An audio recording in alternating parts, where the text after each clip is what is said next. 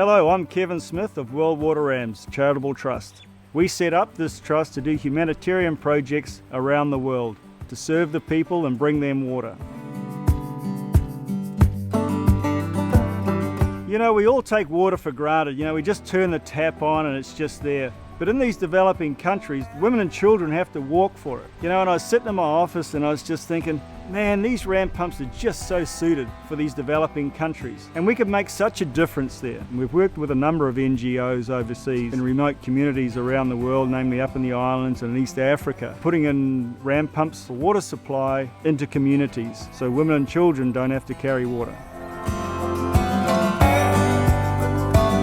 Sometimes when we have a big work in our community at Labang Nuing, so we have to carry the big container down the hills. But now, oh, it's a miracle. We just stay at home and we have to turn the tap and we use the water. So I'm very happy.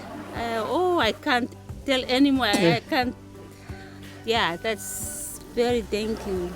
This is Chief Belden here at Lapin Ewing. What do you think of all of this? Oh, I'm very, very happy because of what you have done for my community and Central Tanna as a whole. Thanks a lot. Okay, pleasure.